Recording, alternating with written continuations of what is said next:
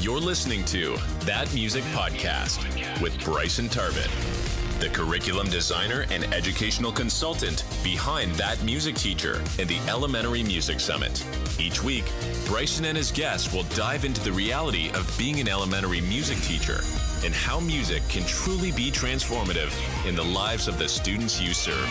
Show notes and resources mentioned in this episode can be found at thatmusicteacher.com.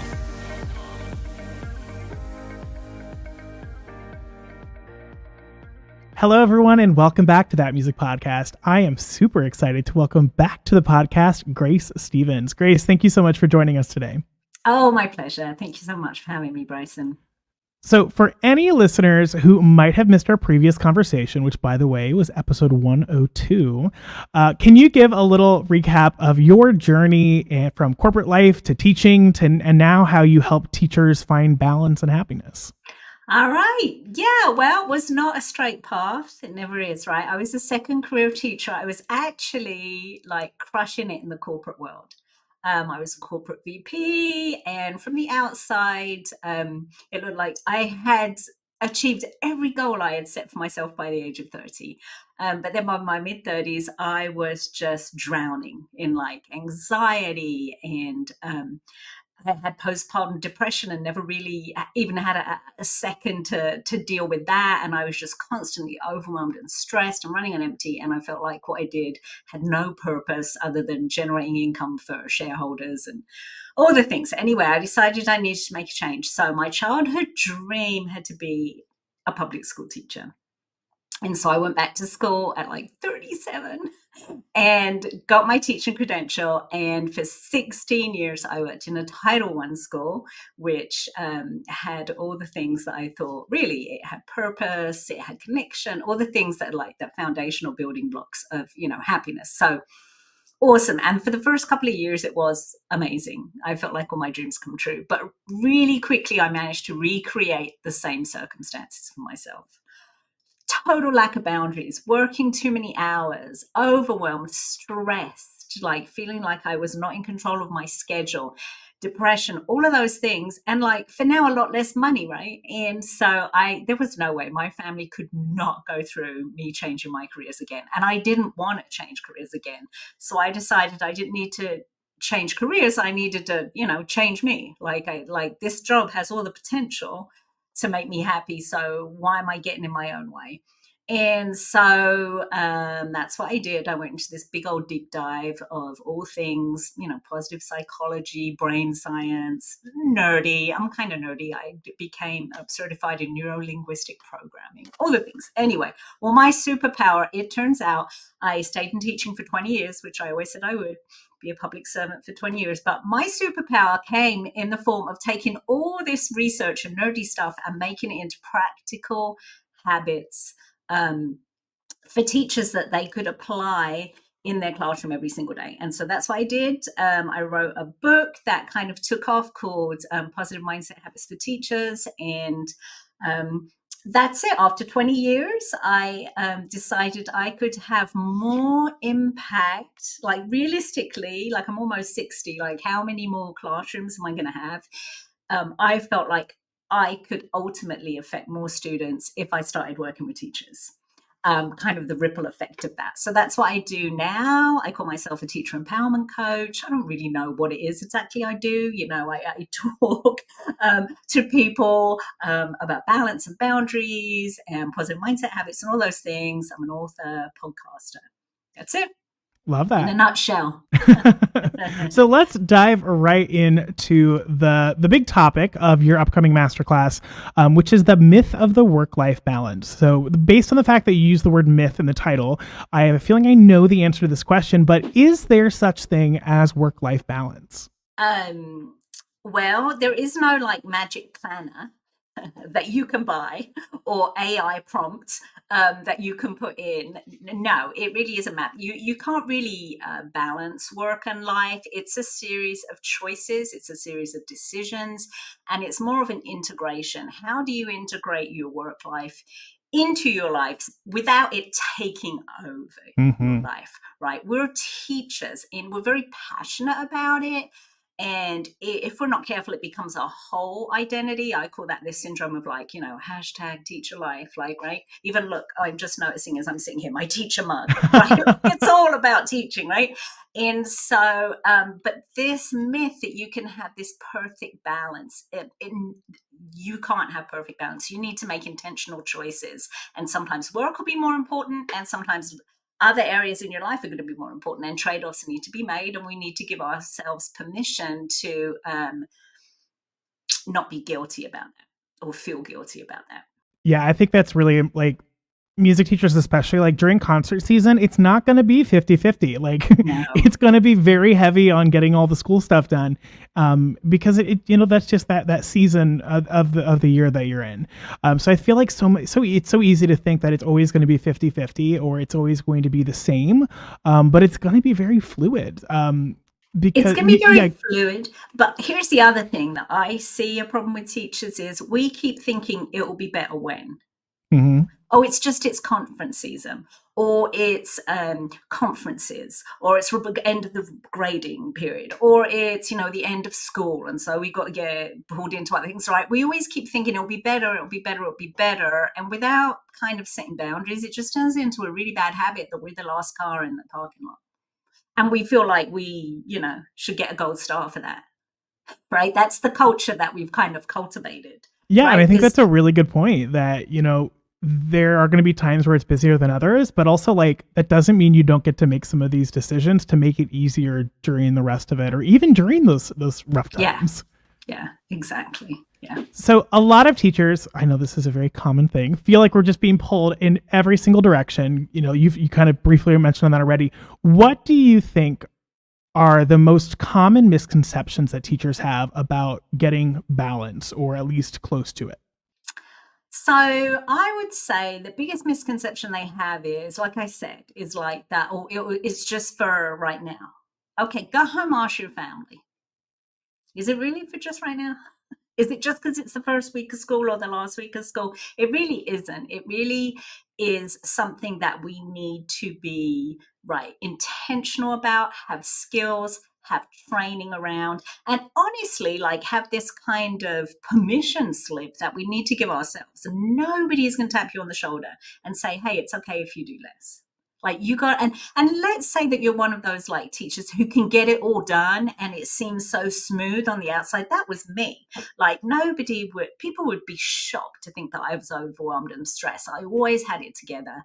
And you know what? The more I did, the more got piled onto me. It's like, oh, she can do it. She can handle it. It's not because administrators are evil. It's just convenient for them, right? So one misconception is that oh, it'll get better, or this is just the way it has to be. It does not have to be this way. And the other thing is this kind of, this kind of mythology that we've created around teaching that equates. Like I said, the teacher who works the hardest is the better teacher. And that's simply not true. And we need to get over that. I always tell teachers I work with, there's no extra points for being a martyr. There just aren't. You've got to be that person. You got to not be insecure and fear the judgment. You know how sometimes teachers are like, oh, did you see what time she left? You've just got to let that go. Maybe people are jealous that you managed to get it all done and still manage to have this full life that really in the end not only benefits you, it stops you from burning out, but it benefits students so much. That's the whole point, right? My whole mantra, how many times you heard me say it?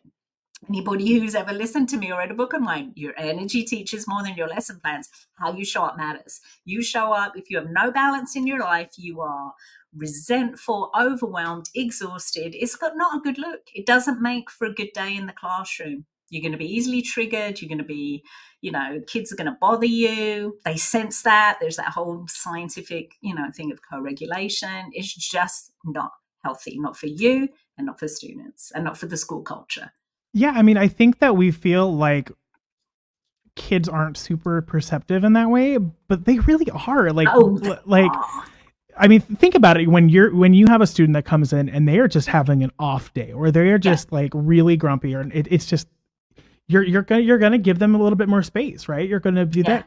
Or on the other side of things, a student who might, be a little, worried or what's going to happen, they just feel that the anxiety, the tension in the air. We talk a lot about, teacher working conditions are student learning conditions. And it's the same thing when it comes to a teacher's, mental health, quite frankly, and that is a huge thing that I feel like it's missed when we talk a lot about self-care for teachers, is that it's not about doing more. It's about figuring out how to do what we need to do without breaking it down. And that's what this masterclass a lot is going to be about is, you need some framework. Everything that gets thrown at you is, important or urgent to somebody. You got to have a framework, which is what we'll get into, and some tools to decide which balls am I going to catch and which am I intentionally, just let them roll away. I can't do everything. What is my barometer for deciding what I can do and which of those things are going to have the most impact? And that's the same at school as it is at home. That's where that whole integration balance piece comes in. So you've already kind of mentioned the fact that you'll be sharing a framework, but I know that especially after COVID, COVID became a very big, teacher self-care after that was this huge buzzword. For better or for worse. Unfortunately, a lot of it was the worst. It's kind of weaponized now, right? Oh my God, you don't take care of yourselves. What the actual heck? Right. And I feel why. And I feel like sometimes teachers at this point, they hear teacher self-care or they hear your topic and they're like, nope, this isn't going to be it. This is going to be another thing about remembering your why and things like that. So it's not going to work for me. Exactly. My district. Can you talk? Can you talk a little bit about how your approach to finding something close to a balance, at least, is different and more sustainable for teachers? Okay, so a lot of it is going to be because it's science-based, right? It's going to, all the habits that I teach, like I said, I kind of, so I'm also a certified life coach. And I feel like there's a big, there's not a big intersection, let's say, of people giving professional development for teachers, because what I'm giving is actually personal development for teachers. There's skills we never learn: how to say no, how to be comfortable saying no, how to prioritize things, how to know the thing. Like I said, the difference between things that are urgent versus important, not always the same thing, right? So I have some other kind of what you might call more like soft skills that I bring to it, but very practical skills. I use the same skills in the corporate world. There are some tools that life coaches use, a wheel of balance. It's like an easy way to get a snapshot of where you're out of balance, but it is dedicated especially to the field, of teaching, because that's what I know. So the approach is different in that it always starts with mindset, but then it usually, the exercises I do are all, scientifically validated. Like, these are exercises people do and they've shown to make a difference. And they are not the kind of stuff that you usually see in a PD. Nobody's bringing out, gosh, when you go in and you go into a PD and they got like the chart paper and the markers and the stick notes and don't you, for me, I would already be like, well, yeah, I would just, especially after 20 years of PD, right?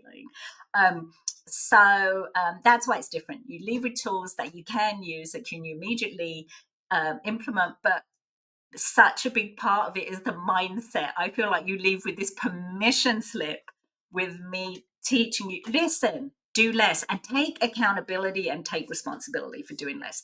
That's where it's different. Yeah. Right. In a school setting, it's hard for people to say, and I don't say it in these many words, but really, stop being a victim of your day. You got to take control. You've just got to take control, because otherwise all the stuff that gets thrown at you, there's no way you can do it. But you need to have some tools to know, okay, what is important, what isn't important. Otherwise you're just going to be stressed and you're going to feel guilt-ridden, right? It's easier than to do it than to feel guilty that you didn't do it, right? Is where most teachers fall into. Yeah. So that's where this approach is different. It's from a personal development kind of life skills, life coaching, not so much. There is not going to be one thing I talk about that is, data, student outcomes, objectives on the board, whatever. It's not your usual PD. So let's talk about, you talked about making some changes and basically taking a little bit of control. And the biggest thing that I ever did was make the decision to leave work at work. Uh-huh. And it all started with, during COVID, we were getting emails, this, that, and the other thing about all the different restrictions and how they would change and this and that.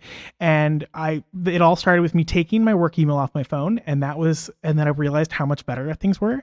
And then I just started doing less at home and less at home. And eventually then when the next school year started, I said, all right, I'm not bringing anything home. School is school, work is work.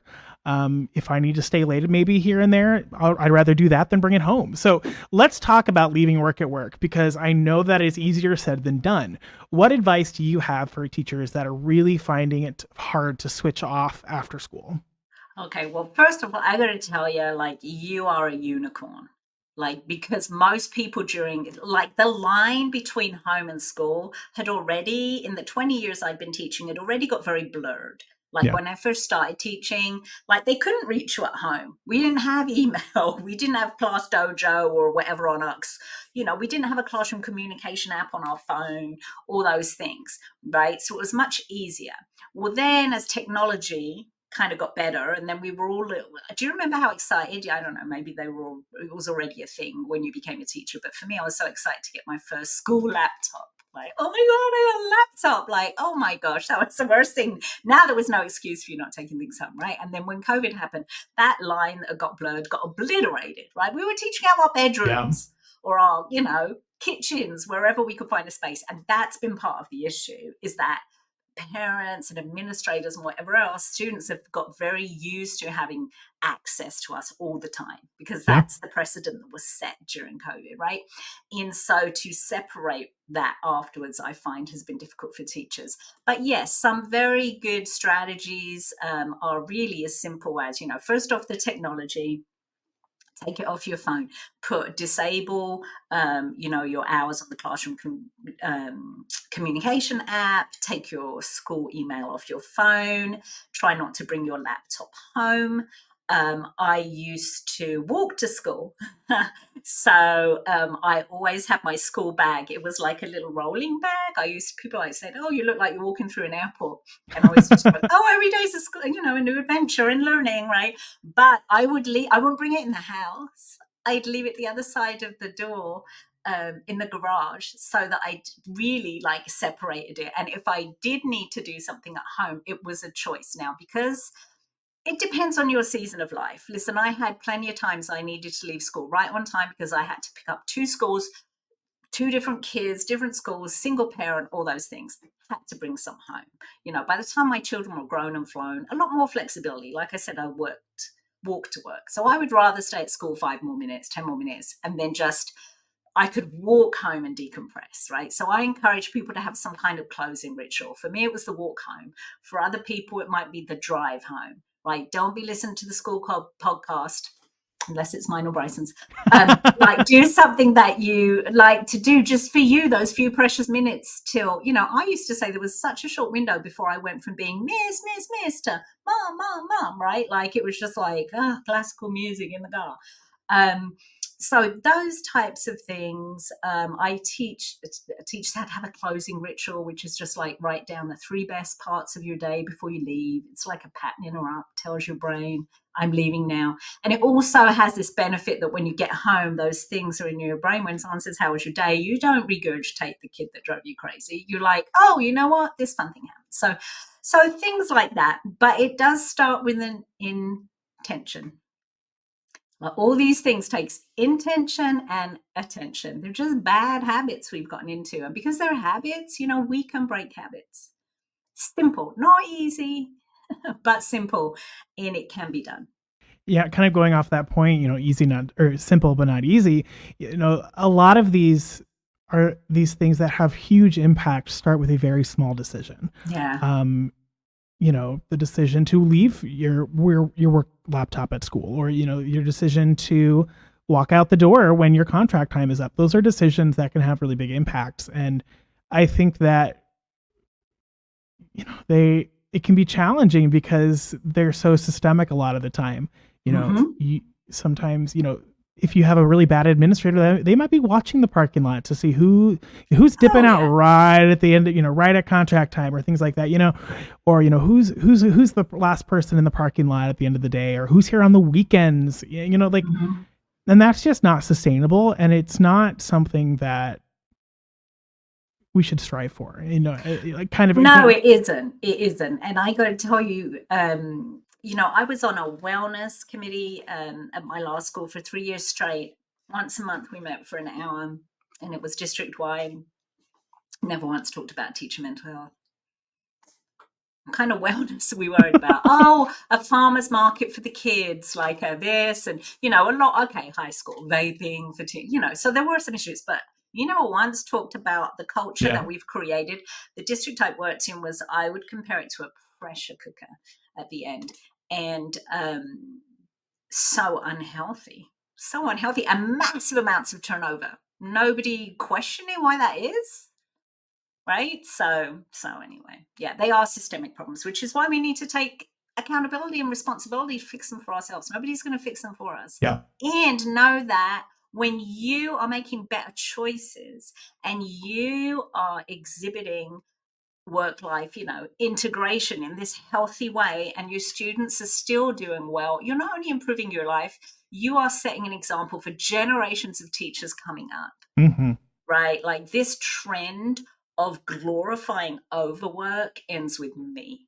Like I made that commitment to myself, right? It ends with me. I had student teachers over the years, and I absolutely would not encourage them. I would okay, this is our time and we're leaving, and here's the best thing you can do for yourself as a teacher is really, I gave them the permission slip. Yeah. Like at the end of your student teaching, I'm the one who's signing off, right? So let's do these habits together. I'm not staying late to help you with something.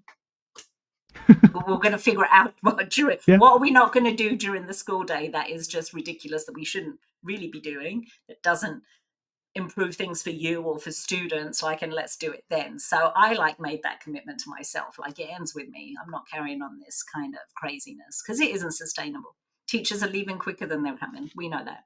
Yeah, that's a great way to put it. Is if it's not enough to do it for you, do it for the next generation of teachers. Yeah, exactly. If you want to go lead from that service, so feel free to reuse any that you've already given us. But can you give us your top 3 quick tips for teachers who are ready to take a little bit more control back of their time? I would say the first thing is understand that everything is a trade-off. So I like to say, what does that yes cost me? When I say yes to something that I don't want to do, like being on a wellness committee, it wasn't tied to my job. Somebody made me the request to be on it, right? I could have said no. I said yes. What did that yes cost me? By saying yes to that, I was saying no to, leaving work on time 1 month. It didn't seem like it was that much for time commitment. It's only 1 hour a month. Okay. But you know what? It was saying no to my peace of mind. It was saying no to a lot of different things, right? So you got to trade it off. When I say no to you, I'm uncomfortable for a minute, but in the long run, I'm not carrying around this resentment. Obviously, I was resentful about that because I'm still talking about it now, and I haven't even been at that school for 2 years, right? So I always used to say the tale of 2 duties, right? There was that one I was resentful about, and then there would be another duty, I would take on science fair, and that was hours and hours and hours of coaching students and getting ribbons and finding judges and whatever. I loved that. I wasn't even the science teacher, right? So if it's something you have passion for, nobody's saying leave at your contract time and don't do what you want to do. If you're a music teacher, you hopefully love putting on concerts and other stuff, right? Be intentional. Do the stuff that fills you up, right? Because it isn't realistic that you can only work your contract hours. You are going to need to do some extra things, but do those things that fill you up, the things that did get you into teaching. For me, it was always being with students. I don't want to be on a stinking committee. I want to do something that's with students, okay? So that's number 1, is realize, what does that no or that yes cost you? It's always a trade-off. Okay. Number two, I would say, like we said, get the apps off your phone. Right. I coach in a lot of areas, and one of the things I actually coach people on is, your mental diet. Like, we're very, like, really understanding how we feel based on physically, what we consume. Right. Um, we know that effect it has on us, but we don't always make that big connection between mentally what we consume. And so I always tell people, like, the phone should be outside your bedroom anyway. You should be very careful with technology. So limit technology. So that's two things. I don't know, a third. Oh my gosh, there's so much. I would say just start with a paradigm shift, that it is possible for you. Because I do hear it from a lot of people. Well, that worked for you. That would never work for me. You don't understand. My students, my district, my administrator's a stickler, my this, my that. You know what? I have worked at different schools. I have worked in different industries. It's all the same challenge. It all starts with the paradigm shift that says, you know what? I can be in control of this. I Love can be that. in control of this, right? That's basically where you have to start. It's not just teachers. Like I said, I had an insane schedule when I worked in the corporate world, and that was on me. Right? That was on me. Somewhere on campus, I just want to say, look around, friends. Somewhere on campus, there is a teacher who is managing to have a better work-life integration. Look at them. What are they doing differently? Oh, I love I that always tip. tell people, there's a teacher on campus who's having a better time than you. Who are they? Hang out with them. What do they do differently? Love For that. a long time, it was We even got a me. bonus tip. No, that's how I ended up writing a book. Because other teachers, I was not like, I never like, oh, I want to grow up and be an author. But teachers were like, what is it? We have the same, a super small school, same kids, same parents, only one grade, like teacher per grade level. So it wasn't like you have better kids. We have the same kids. We have the same parents. Like, why is your experience different than mine? Oh, well, let me tell you. And that's what I wrote the book about. So. Perfect. So before we wrap up, can you let our listeners remind us where we can learn more about you, maybe your book, and the work that you do online? Okay, sure. So super easy, gracestevens.com, Stevens with a V. So my podcast, obviously you're a podcast listener because you're listening to this. So it's called Balance Your Teacher Life. It's all things getting balance and thriving in teaching without sacrificing your personal life. That's really kind of where I'm at. I do have a free download, which is a PDF. It's like a mini masterclass of saying no. And you can find that at gracestevens.com/say no. It's called The Polite Teacher's Guide to Saying No. So it has some scripts and some other things. So yes, there are some scripts and there are some formulas you can learn to get comfortable saying no. But again, all starts with the mindset. Perfect. And we'll be sure to link all those, as well as the link to join that music teacher community so they can join your masterclass. I'm super excited about as doing well. That. Yeah, I just want to say that, the Say No guide is very generic, but the masterclass is going to be specific for music teachers. So no pun intended if your music is your jam. Perfect. That's where you're going to want to be. Is there anything else that you'd like to share with our listeners or about teachers, about how they can take some small, meaningful steps to move closer to balance and increase the joy? I would say, again, always starts with mindset. You know what, not to get too like woo-woo and kumbaya on everybody, but I got to tell you, it starts with mindset and it starts with worthiness. Like, why do we feel like it's okay to be treated this way? Like, you don't think you're worthy of, like, just because you decided to be a teacher because you have passion for that doesn't mean you had to sacrifice other things in your life, right? It should add to your life. It shouldn't be taking away from your life and causing you this huge, huge stress. And you are worthy of having a full and complete life and bringing your best self to the classroom. And I do find, like Bryson said before, if you don't want to do it for yourself, do it for the kids or do it for the next generation. Maybe there's some other work that needs to happen there that, as a kind of profession, we need to ask ourselves, why do we think we would need to do it for somebody else and not for ourselves, right? Because I know it's the biggest thing I see, that people that who I work with tell me is, oh, my family's so pleased. My family's so pleased because like I'm home more and I'm more present, right? It isn't a question of leaving work on time. It's mentally, Yeah. emotionally, like leaving it all behind, right? Leaving the stress behind too. And like my family's so pleased. And I'm always, really proud to hear that. But you should be pleased too. You are worthy of having a career you love and a life. So that's what I would leave you with. Well, once again, lots of really good information in here. And I hope that the listeners really take it to heart and really kind of take a look at how their life is and where they want to be and how they can get there from step A to step B. So thank you so much. For those of you that are listening, thank you for joining us for another episode of That Music Podcast. Again, we'd love to have you join us inside That Music Teacher community. If you haven't joined us already, you'll be able to check out lots of on-demand professional development, including Grace's upcoming session.